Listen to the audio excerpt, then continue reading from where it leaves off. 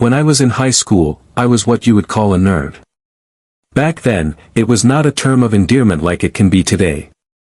I hear people all the time now wear that word like a badge of honor. For my friends and me, it was like getting hit in the stomach repeatedly. High school was just different then. We would get beaten up for not liking the same music or not being into sports. It seems cliché, but it's the truth. Junior year was the worst year for all the bullying. This kid Steve tormented us all year. Towards the end of the school year, Steve thought it would be a good idea to break into the school to play one of his stupid pranks just because he wanted to prove how cool he was. Well, Steve was so cool that he ended up getting caught. Before I continue, I should lay a little bit of groundwork first. My school is now closed, but back then it was one of the more popular private schools in this area. We had to wear uniforms and go to regular church services during school hours. The school was very old, and before being converted into a school, it was some sort of hospital for the sick. I remember hearing that when they built the school in the 50s and tore up some of the ground, they found a ton of skeletal remains from people who had passed away from tuberculosis, among other things. Because people didn't want to get sick, they would just dispose of the bodies in this underground tunnel that used to connect the hospital with another building.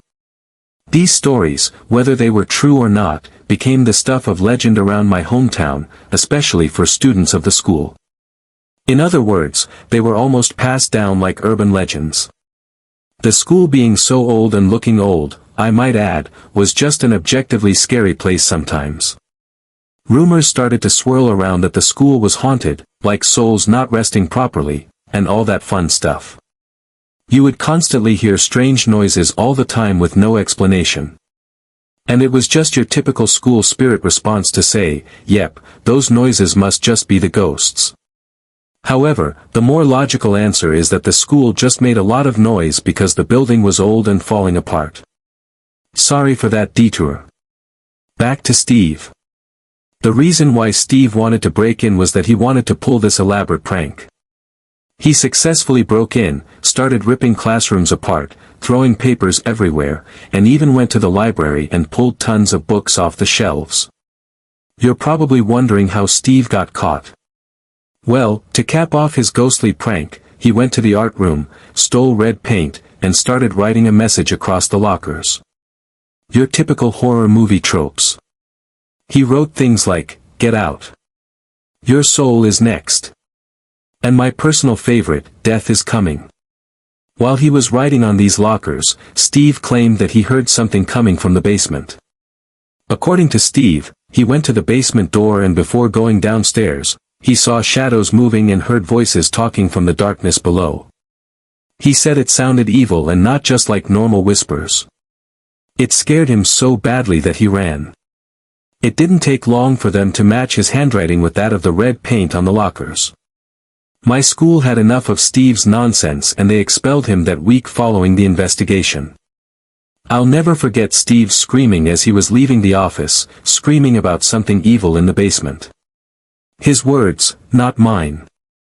I was confident that Steve was making it up, doing anything he could to save himself. Everyone was so sad about Steve, except for my few friends and myself, who hated the kid. In our opinion, he got what he deserved. For the last few weeks of school, we had to listen to everyone talk about how brave he was and how he could have died. Yeah, I'm not even kidding. These fools really thought that Steve was in danger from evil spirits. As school was wrapping up for the year, I suggested something crazy to my friends. On the last day of school, we should break into the school and do what Steve couldn't. We could prove that there are no evil spirits, no ghosts, and most importantly, that Steve was a lying punk. My friends agreed. The plan was just to break in quietly, make our way to the basement, prove that it's just a basement, and then leave. If we heard anything, we run. We don't get caught as Steve did. We thought that if we ran and didn't get caught, nobody would accept us because we were the nerds, the teacher's pets, the fools that actually liked to learn. We weren't the type of kids to do something like this, especially after someone got caught. I remember the night vividly. It was cold for an early summer night. We all had sweatpants and jackets on. We really embraced the whole criminal breaking-in identity. We had our hoods up and tried our best to be sneaky. Breaking in wasn't exactly hard for us. Not because we're these master criminals, but because my friend Carson's mom was a janitor for the school and had access to a key, half the reason we decided to do this. Carson swiped the key and we just walked through the back door of the school. I will admit it was objectively unsettling in there. Anyone who's been in their school after dark knows the feeling. I don't know if we're hardwired that way, but there's just something about being in the school after dark that's unnerving for us. Maybe it was just the years of hearing about all the ghosts. I sort of figured I was subconsciously fearing evil ghosts. Urban legends are a powerful thing. We eventually got to the basement and I have to admit I was feeling something. I don't know about my friends, but I was actually kind of scared. I didn't tell them that because I didn't want them to make fun of me. My logic in that moment was that I was here and I'm going through with this. We opened the door and didn't see anything. It was a dark staircase that led to an even darker basement. Carson led the way and we followed. Cell phones weren't exactly popular yet, and they most definitely didn't have flashlights yet, so we were using straight-up dollar store flashlights. As we made our way downstairs, the basement was creepy, obviously. It was an old building with a dusty basement. There were boxes of storage everywhere. We looked through a few as we walked through the basement. It was old textbooks, Christmas decorations, and extra school uniforms. Probably the creepiest thing about the basement for me was all the old religious statues.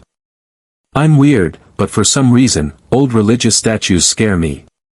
They're just unsettling to me, like old churches freak me out. We continued exploring the basement for a few more minutes. We didn't find any people, but we did find out how massively huge the basement was. It felt like it extended forever.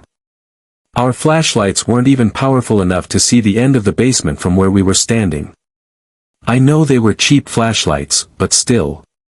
Eventually, we made our way to one of the corners of the basement. It felt colder for some reason. We moved some of the boxes and couldn't believe our eyes. There was a small hole in the wall. I would say probably the size of a large beach ball. It was small, but large enough to crawl through. Carson wanted to check it out, but we were against it. Instead, we shone the flashlight through the hole. It was just dark. It looked like a tunnel. We all had the same idea. This was probably the remains of the tunnel where they had stored all the bodies back in the day. Carson convinced us that we had to at least crawl in a little bit and see. If we really wanted to prove there were no ghosts, we needed to check that spot. We played rock paper scissors to see who would go first and I lost. I started my crawl through the dark tunnel and I heard something. I stopped because I thought I had to be hearing things. I could hear my friends laughing because I had stopped already. I told them to shut up because I heard something and I was trying to listen as hard as I could. I could clearly hear something, but I couldn't tell what it was. The only way I can describe it is that it sounded like whooshing. Not like wind, but something else. I shouted down the tunnel and the whooshing sound slowly sounded like it turned into a whisper. I kept asking if anyone was there, and the whispering continued and grew louder. Then it was just quiet. I could hear my friends asking me what the holdup was, but I couldn't answer. I just sat there in the tunnel using my flashlight to give me any answer. I crawled forward a little bit, and then my flashlight picked up something. Squatting in the tunnel, maybe 15 feet away from me, was a person. They looked old and decrepit. I shouted but didn't move. The person just stared back at me with vacant eyes and this unsettling half-opened look. He had no shirt on and was extremely skinny. I could basically see his ribs. I asked if they were okay and they didn't move. As I tried to crawl backwards, the person literally lunged toward me in that squatting position. He was making this unnaturally weird noise. Trying to crawl backwards while staring at this person was the worst experience of my entire life. My friends were confused until I finally cleared the tunnel and they saw this person crawl out after me. As he took a step out of the tunnel, he tried to grab me like some feral human being. We sprinted to the stairs and never looked back. As we got to the top of the stairs and closed the door, we could hear the person in the basement, but they stopped chasing us. As we got upstairs, we ran out of the school and back to my place. We couldn't explain what we saw. Don't get me wrong, I'm sure this wasn't an undead evil spirit, but that doesn't mean I can explain it. The best answer I could come up with was that the tunnel must empty out somewhere, maybe a sewer of some kind, and this homeless person or crackhead must live on the streets. Or at least they used to until they found the shelter under the school. That was my logical answer then, and I still stand by that to this day. The one thing I can't get past is the eyes. This person had eyes I had never seen before. And I haven't seen them since. The school shut down several years ago, and when it did, I thought about that night and wondered if the tunnel was still there. If by some chance this was some sort of ghostly figure. I just hoped that tearing down the school helped him find peace. As great as the end of the school year is, there's nothing better than the parties that follow the end of the semester. After high school, all my friends went to colleges that were all over my home state and beyond, myself included. My college was 8 hours from where I grew up and 2 states away. I couldn't wait to get home after finals so I could see my friends again and more importantly, party it up. We had already planned this huge party at my friend Logan's house. His parents had this mansion in the middle of nowhere with the pool, a huge backyard with a bonfire, and tons of places to crash. It was an ideal location for a party, especially because his parents were going out of town the first weekend that we were all going to be home. It was like the stars were aligning for all of us degenerates. Before the party started, I met up with Logan and a few other friends.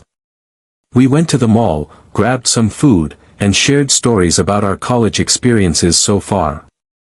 A more accurate way to put that is we shared stories about how the party scenes at our colleges were. Before the party, we talked about ways to spice things up. How could we make this party more epic than it was already going to be? Logan suggested making it a costume party. It seemed like a weird idea for the end of May, but since we were away in college for Halloween, this would be our Halloween party. It didn't take much to convince us. We spread the word around and told people to come in costumes if they were able to on short notice. People loved the idea. I posted something on Instagram about the party so my college friends could see that I was just as much a degenerate at home as I was away.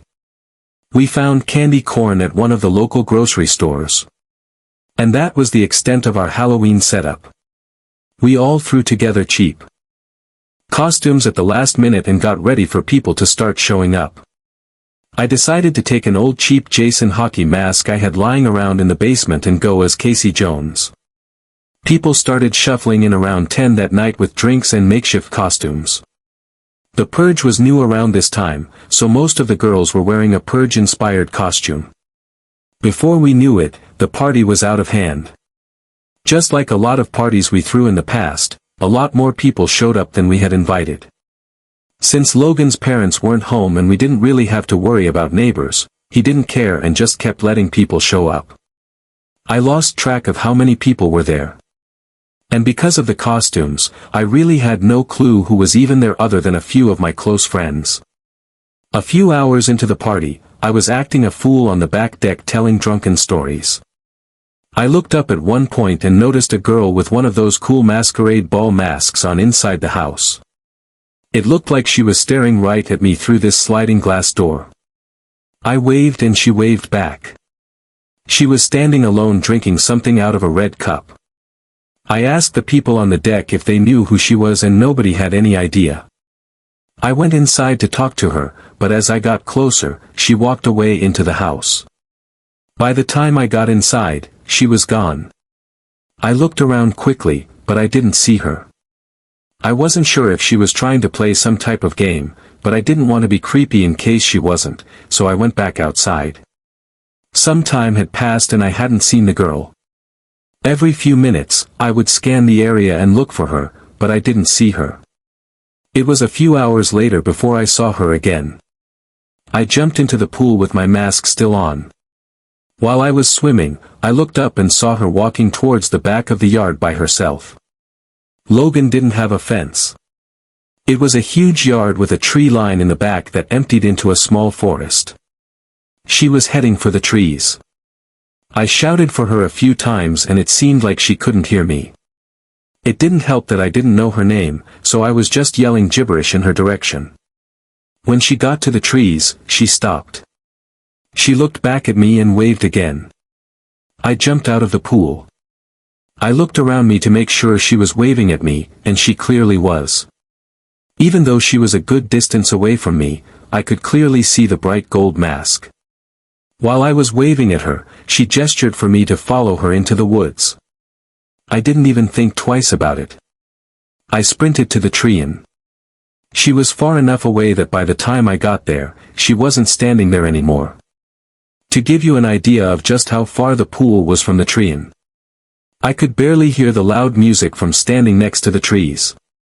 While standing at the trees, I started saying things like, "Hello," and, "Are you there?" As I said before, I didn't want to creep her out by following her, even though she did gesture for me to do that. I was trying to look into the dark forest, but I couldn't see her. I was looking for the reflection of the moon off the gold mask. After a couple of minutes, I said that I was going to head back to the party because I was freezing.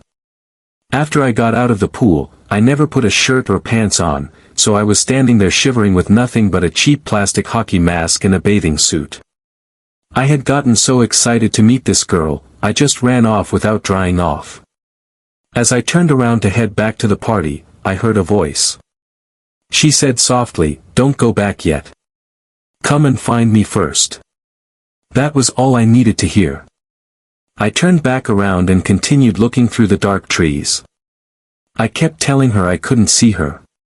I heard a branch snap to my left, but then her voice to my right. She said that she was just over here. She started acting flirtatiously.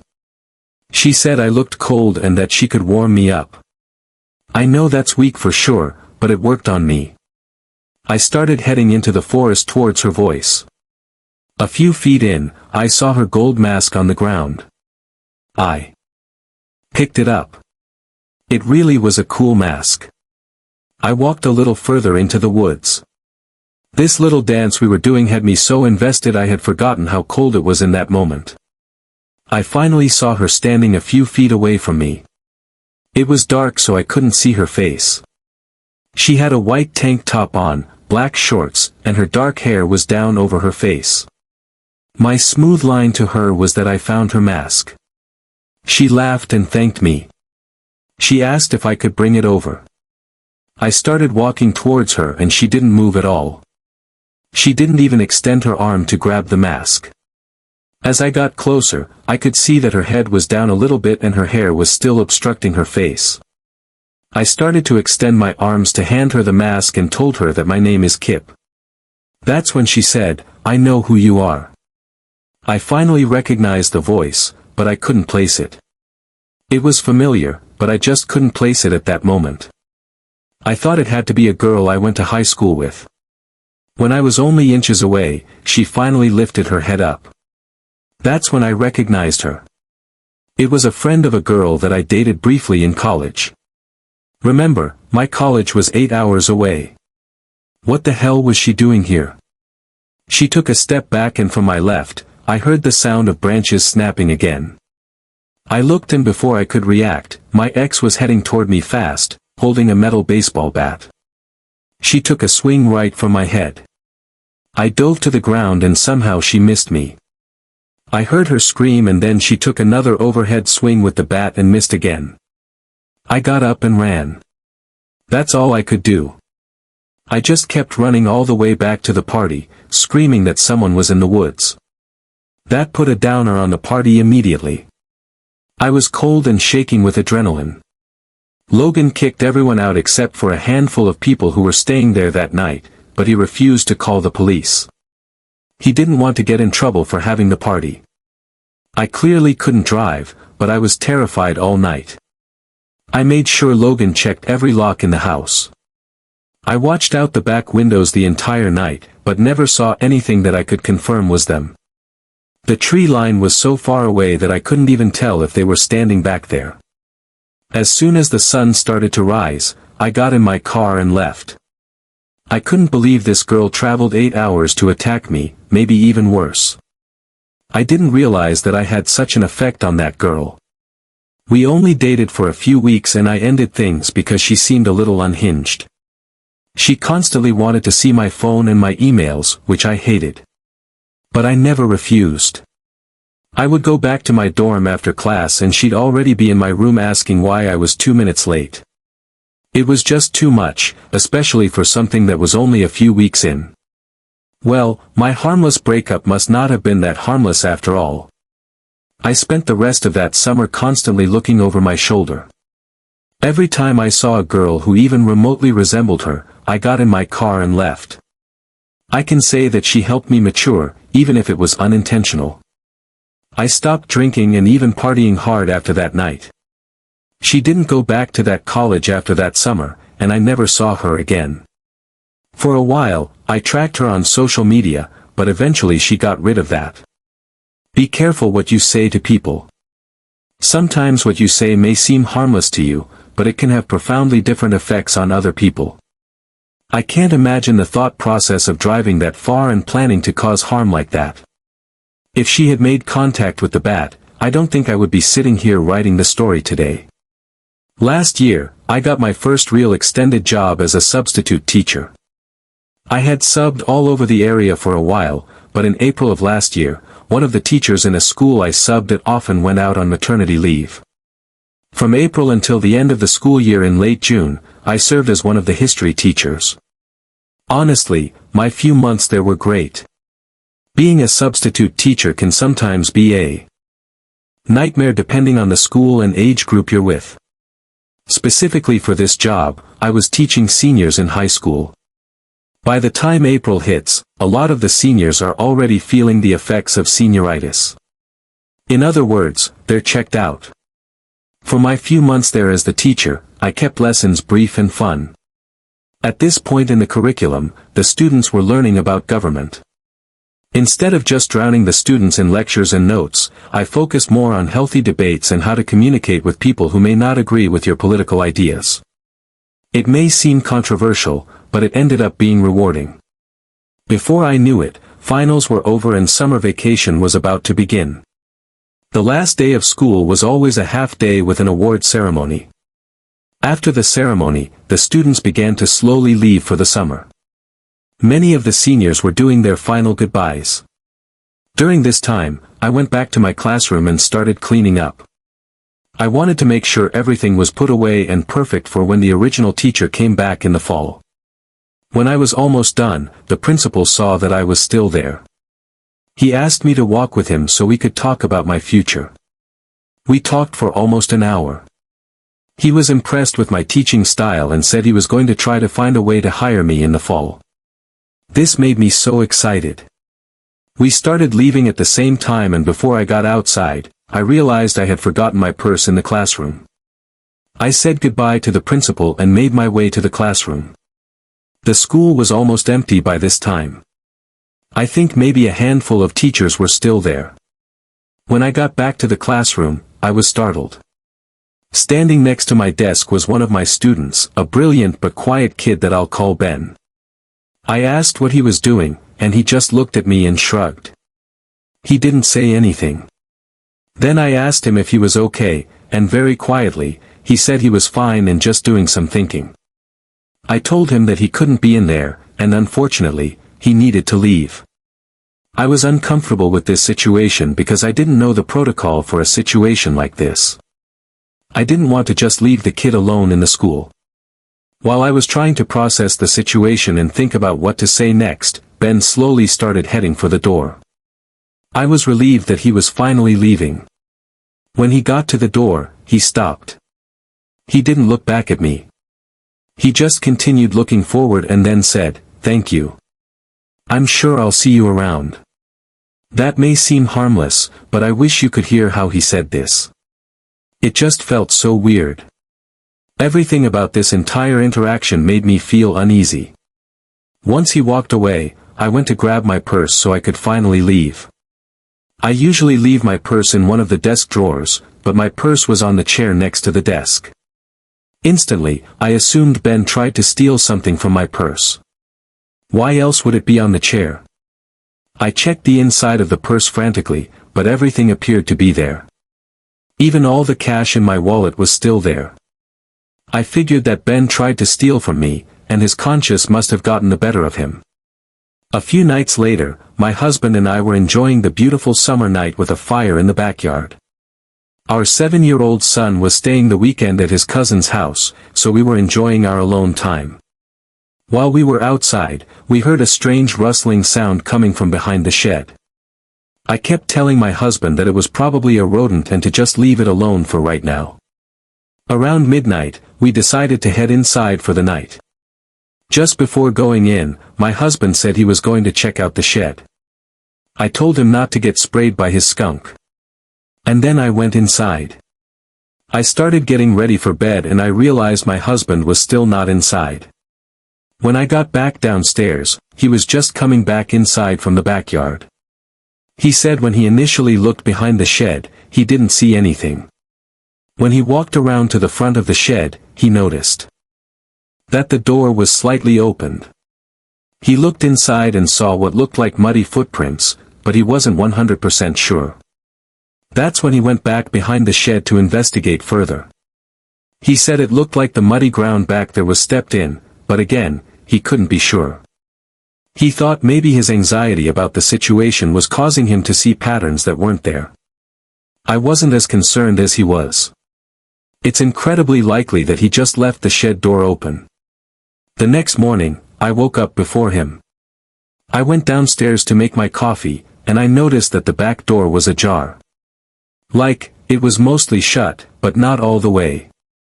I assumed that after all the commotion with the shed the previous night, he must have forgotten to shut his door. I shut and locked the door and went about my day. That night, he stayed up late to watch a baseball game, and I fell asleep on the couch waiting for him. After the game, he woke me up, and we went upstairs to bed. Once I was in bed, I couldn't sleep for some reason. I kept moving around trying to get comfortable. Something just didn't feel right. Since I couldn't sleep, I decided to get out of bed and go read some of my book in the living room. I quietly snuck out of the room so I didn't wake up my husband. When I started walking down the hallway, I froze in a panic. Standing at the end of the hallway was the outline of a dark figure. I slowly reached for the light. When I turned it on, standing at the end of the hallway outside of my son's bedroom was Ben from the classroom. I didn't know what to do or what to say.